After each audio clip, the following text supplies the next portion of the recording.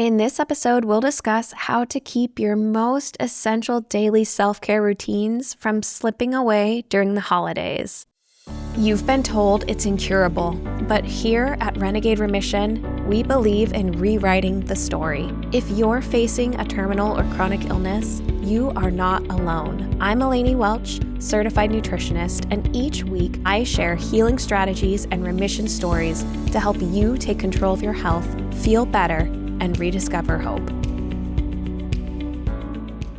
Welcome back to Renegade Remission and to day 3 of the 12 days of holiday resilience. So far, we've talked about how to stay balanced when the sugar hits and how to protect your calm when the chaos hits harder. Today, we're talking about something deceptively simple, but it's often the first thing to go when life gets busy, and that is self-care. In this episode, we'll explore why stillness is a biological necessity, not a luxury, how micro self-care rituals can still create nervous system safety in the busiest seasons, and how to build a quote-unquote bare minimum self-care routine that never slips away even when life does. Because during the holidays, your schedule gets tighter, your to-do list gets longer, and your personal time gets smaller until it feels like you disappear in the middle of it. But what if stillness didn't require time you don't have?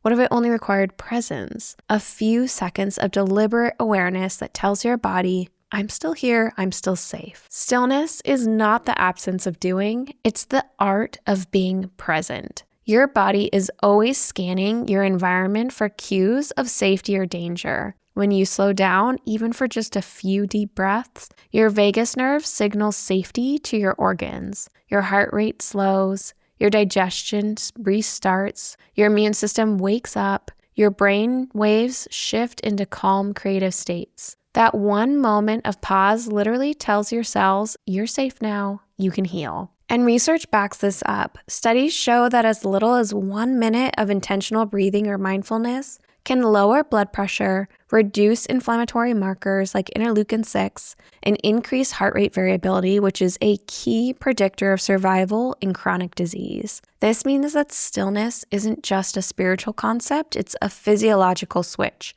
It's what flips you from fight or flight to repair and restore, or rest and digest.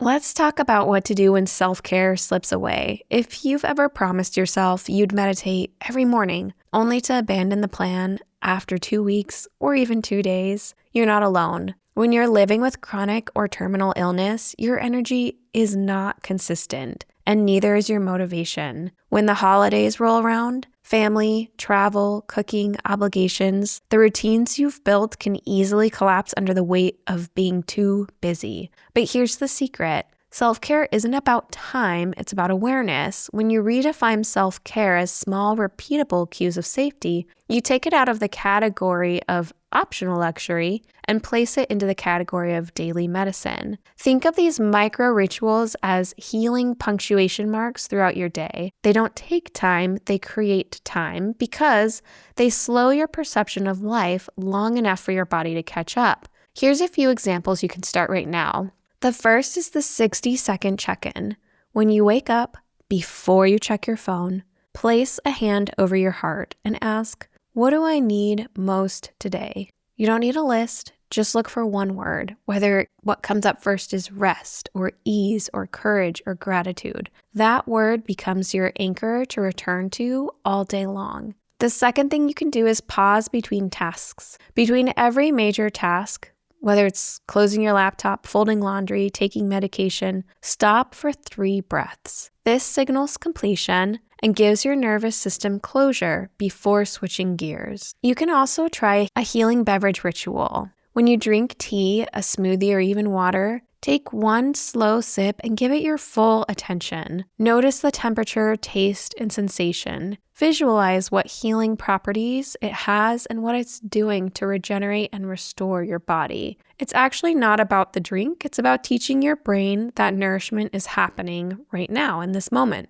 The fourth thing you can try is called 3-3-3 grounding. Whenever you feel scattered or stressed out, look around and name 3 things you see, 3 things you hear, and 3 things you feel. This anchors your awareness back into your body and brings you more into the present moment, which is a proven way to stop stress spirals. A lot of people dismiss short practices because they don't really feel dramatic enough, but that's because we've been conditioned to believe that healing requires some amount of intensity and that more means better, or there's no gain without pain. But your nervous system doesn't need intensity, it just needs consistency. 1 minute of true presence repeated 5 times a day is a lot more powerful than an hour-long practice you abandon after a week. In fact, neuroscientists studying behavior change have found that micro habits, small repeatable actions tied to already existing routines, are up to 500% more likely to stick long-term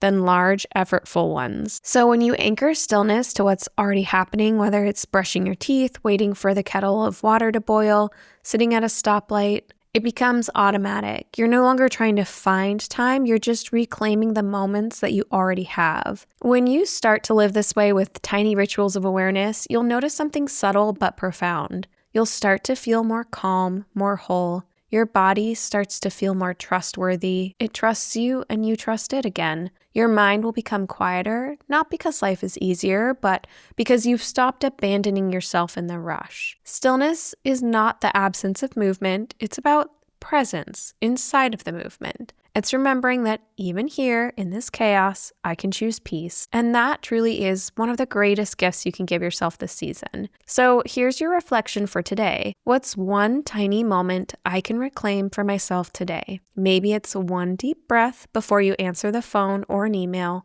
Maybe it's taking 5 minutes to sit in silence before you go to bed. Maybe it's a radical choice to just stop, say, I am here, I am safe, and I am healing. Stillness is something you just need to remember throughout the day. As you move through the season, remember, you don't need an hour of meditation, you need a minute of presence repeated consistently. Next up, on day 4 of the 12 days of holiday resilience, we'll talk about how to handle the emotional undercurrent of the season and find the deepest gratitude even in the most difficult circumstances. Until then, take that minute of presence and let it be enough.